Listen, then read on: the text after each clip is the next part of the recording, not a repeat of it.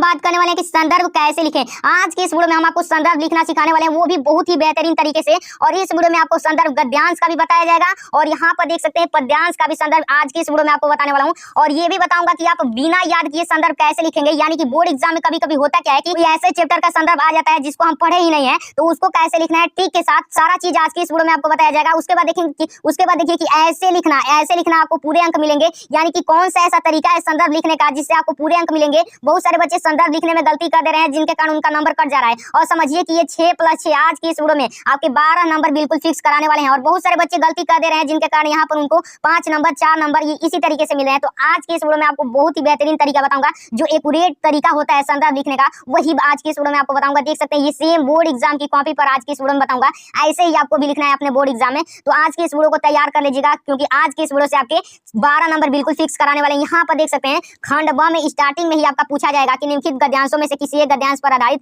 प्रश्नों के उत्तर दीजिए। देखिए ये आपका एक गद्यांश दिया रहेगा इतना में, उसके बाद पूछा जाएगा कि उपयुक्त गद्यांश का संदर्भ लिखिए, गद्यांश के रेखांकित अंश की व्याख्या लिखिए और एक क्वेश्चन आपके पूछे जाएंगे। तो देखिए कैसे लिखना है, सब कुछ इस पर कॉपी पर बताया जाएगा, समझिएगा ध्यान से। देखिए ये आपको सबसे पहले ऐसे गद्यांश देकर आएगा और देखिए अब करना क्या है कि जैसे ही गद्यांश आया उसको आपको अच्छे से पढ़ लेना है, जितना अभी दिया गया है हेडिंग सब कुछ अच्छे से आपको पढ़ लेना है। देखिए यहाँ पर अच्छे से सबसे अच्छे से पढ़ना है, हाईलाइट जो किया गया है हाईलाइट पॉइंट को अच्छे से पढ़ लीजिए। उसके बाद जैसे ही इन पूरे को आप पढ़ेंगे ना, तो देखिए इसमें सबसे पहले आएगा आपका संदर्भ लिखने को। तो संदर्भ इसको पढ़ेंगे तो कहीं ना कहीं चैप्टर का नाम इसमें जरूर रहेगा। देखिए यहाँ पर देखेंगे ना, यहाँ पर आपके ये चैप्टर का नाम दे दिया है, ममता लिखा हुआ है ना, यानी कि समझिए कि यही ममता चैप्टर से लिया गया है। अब इसके लेखक का नाम आप जानते ही हैं कि जयशंकर प्रसाद है। तो आइए इसका संदर्भ कैसे लिखा जाता है इसको देखते हैं। तो देखिए सबसे पहले ये खंड ब है ना, तो यहाँ पर ये देखिए खंड ब है, तो खंड ब यहाँ पर लिख दिया गया है। गुणात्मक प्रश्न है तो गुणात्मक प्रश्न लिखा गया, प्रश्नोत्तर 1 कर रहे हैं तो यहाँ पर प्रश्नोत्तर 1 लिख दिया गया है। बस ये चीज आपको जो फॉर्मेट होता है लिखने का ना, ये चीज आपको समझना है। उसके बाद हमने हेडिंग डाल दिया है संदर्भ लिखने जा रहे हैं तो संदर्भ हेडिंग डाल दिया। उसके बाद देखिए संदर्भ में क्या लिखेंगे कि प्रस्तुत गद्यांश हमारी पाठ्य पुस्तक हिंदी के ममता नामक पाठ से लिया गया है। देखिए ममता यहाँ पर जो लिखा गया ना, इसको ब्लैक पेन से लिखा गया है ताकि एग्जामिनर को ज्यादा दिक्कत ना हो खोजने में, एकदम से ही हाईलाइट दिखे। तो ममता नामक पाठ से लिया गया है, इसके लेखक श्री जयशंकर प्रसाद जी हैं, यानी कि इसके लेखक कौन है, किसने लिखा है, जयशंकर प्रसाद जी हैं। बस ऐसे ही आपको लिखना है। देखिएगा मैंने बताया ना कि ट्रिक से कैसे लिखना है, यहाँ पर खोज दिया कि ये किस चैप्टर से लिया गया है और बस उस चैप्टर का आपको लेखक का नाम याद है तो बस संदर्भ ऐसे लिखना है। संदर्भ में केवल कुछ नहीं करना है, जो भी आपके बुक है बुक का नाम पहले लिखेंगे, यानी कि ये हिंदी के हैं तो हिंदी लिख देंगे। उसके बाद जैसे ही बुक का नाम लिखेंगे उसके बाद चैप्टर का नाम लिखेंगे, देन उसके बाद उसके लेखक कौन है वो लिख देंगे। आपका संदर्भ बिल्कुल कंप्लीट हो जाएगा। यानी कि प्रस्तुत गद्यांश हमारी पाठ्य पुस्तक हिंदी के ममता नामक पाठ से लिया गया है और इसके लेखक श्री जयशंकर प्रसाद जी हैं। उसके बाद देखिए 2 नंबर में यहाँ पर पूछा जाएगा कि गद्यांश के रेखांकित अंश की व्याख्या कीजिए, यानी कि जो गद्यांश में रेखांकित अंश दिए हैं जिसको अंडरलाइन किया गया है उसकी आपको व्याख्या कर देनी है। तो देखिए यहाँ से अंडरलाइन किया गया ना, यहाँ से यहाँ तक अंडरलाइन किया गया है। तो समझिए देखिए यहाँ पर आपको इसको अच्छे से पढ़ लेना है कि क्या करा है कि मैं आजीवन अपनी झोपड़ी के खोदे जाने के डर से भयभीत रही, भगवान ने सुन लिया, मैं आज इसे छोड़ जाती हूँ, अब तुम इसका महान मकान बनाओ या महल, मैं तो अपने चीर विश्राम गृह में जाती हूँ। तो इस चीज को आपको अपने शब्दों में बढ़ा चढ़ा कर लिख देना है, बस वही व्याख्या हो जाती है। थोड़ा उसको खींच देना है, समझते हैं ना, यानी कि ये 2 लाइन में दिया है तो आपको 4-5 लाइन उसको बनाकर लिख देना है। तो देखिए समझिए क्या है, रेखांकित अंश की व्याख्या ऐसे हेडिंग डालेंगे। सबसे पहले तो यहाँ 2 नंबर लिखेंगे, 2 नंबर का ये क्वेश्चन था ना यहाँ पर, तो रोमन अंक में 2 यहाँ पर लिख देंगे। उसके बाद लिखेंगे कि रेखांकित अंश की व्याख्या, यानी कि जो रेखांकित अंश है उसकी व्याख्या हम कर रहे हैं तो लिखेंगे।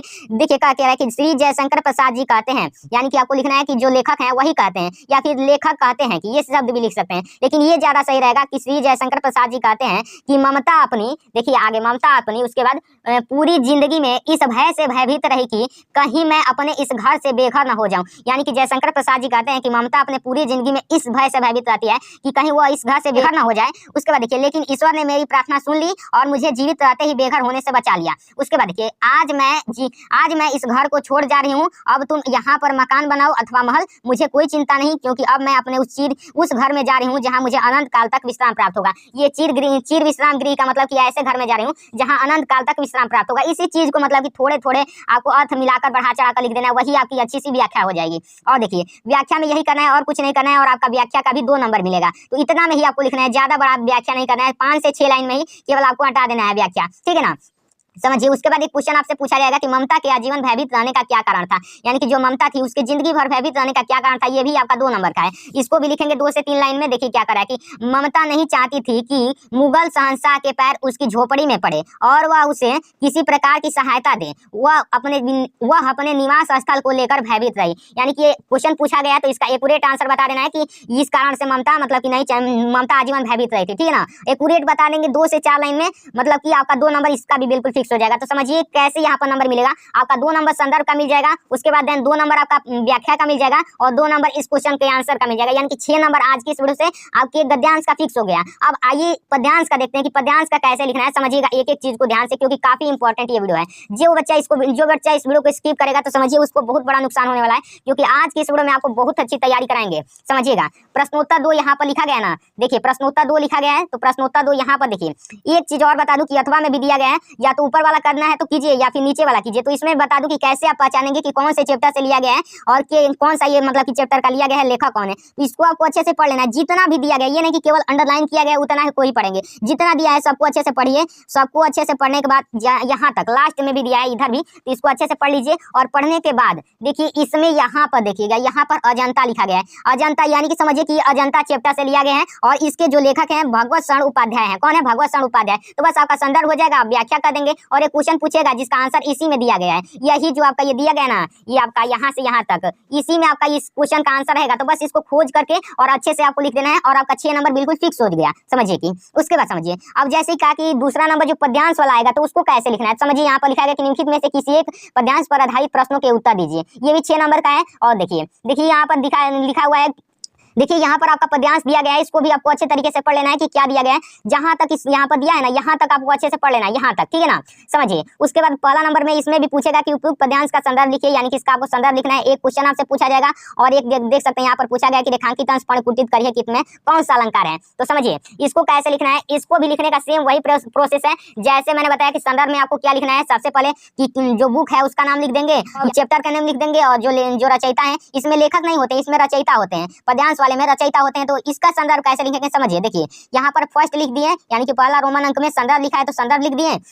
यहाँ पर देखिएगा तो लिखा गया कि प्रस्तुत पद्यांश गोस्वामी तुलसीदास द्वारा रचित कवितावली से हमारी पाठ्य पुस्तक हिंदी के वन पथ पर कविता से अवतरित है। देखिए इस चीज को आप ऐसे भी लिख सकते हैं कि प्रस्तुत पद्यांश हमारी पाठ्य पुस्तक हिंदी के वन पथ पर कविता से लिया गया है, इसके रचयिता गोस्वामी तुलसीदास जी हैं। इस तरीके से भी आप मॉडिफाई करके लिख सकते हैं, ठीक है ना। समझिए लिखने के बाद संदर्भ क्या करेंगे। यहाँ पर देखिए दूसरा नंबर में क्या पूछा है। दूसरा नंबर में क्वेश्चन पूछा है ना कि श्री राम के नेत्रों से आंसू क्यों टपकने लगे या बहने लगे। तो देखिए यहाँ पर दो लिख दिया है रोमन अंक में। और समझिए यहाँ पर लिखा गया कि श्री राम के नेत्रों से आंसू इसलिए टपकने लगे क्योंकि वन में पैदल चलते चलते सीता जी बहुत थक गई थी और वे बहुत व्याकुल हो रही थी। राजमहल का सुख भोगने वाली अपनी भार्या की ऐसी दशा देखकर श्री राम के नेत्रों से आंसू निकलने लगे। ये चीज आपको शॉर्ट में आपको लिख देना है। 2 से 4 लाइन में आपको लिखना है। 2 नंबर क्योंकि इस पर बस मिलेंगे तो 4 लाइन में लिखना है, इससे अधिक आपको नहीं बढ़ाना है। तो 2 नंबर इसका फिक्स, 2 नंबर इसका फिक्स। उसके बाद देखिए उसके बाद 2 नंबर का एक और प्रश्न पूछा गया कि रेखांकित अंश पर्ण कुटित करिए कित में कौन सा अलंकार है। अलंकार पूछा गया, ये भी 2 नंबर का है। तो इसमें अनुप्रास अलंकार है तो इसको भी अच्छे से लिख देंगे। बस इसका भी पद्यांश का भी आपका 6 नंबर फिक्स हो गया, यानी कि गद्यांश वाला 6 नंबर और पद्यांश वाला 6 नंबर। 12 नंबर आज की इस वीडियो से आपके फिक्स करा दिए। अब देखिए यहाँ पर अथवा में भी एक और दिया है तो इसको भी सॉल्व करा देते हैं आपको, वरना आप बोलेंगे कि केवल मतलब कि वही सॉल्व कराएं। तो देखिए अथवा में भी एक दिया है, इसको भी सॉल्व करा देते हैं। तो इसको भी आपको यहाँ से लेकर यहाँ तक जहाँ तक दिया है इसको पढ़ लेना है। यहाँ तक दिया है, यहाँ तक पढ़ लेंगे। उसके बाद देखिए पूछा गया कि उपयुक्त पद्यांश का संदर्भ लिखिए, यानी कि ये जो पद्यांश दिया गया है इसका आपको संदर्भ लिखना है। तो इसको आप अच्छे से जैसे ही पढ़ेंगे तो इसका आपको चैप्टर का नेम मालूम चल जाएगा कि किस चैप्टर में इसको पढ़े हैं,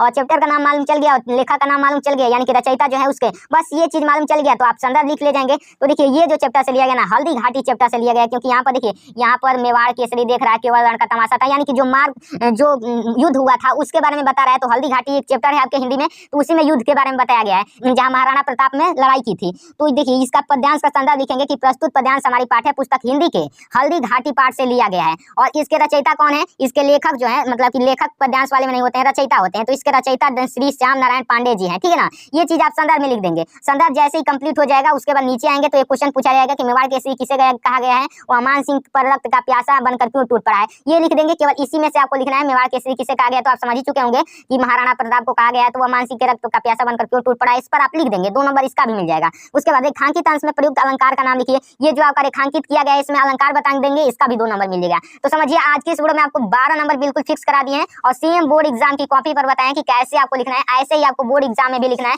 सेम इसी टेक्निक से, इसी तरीके से।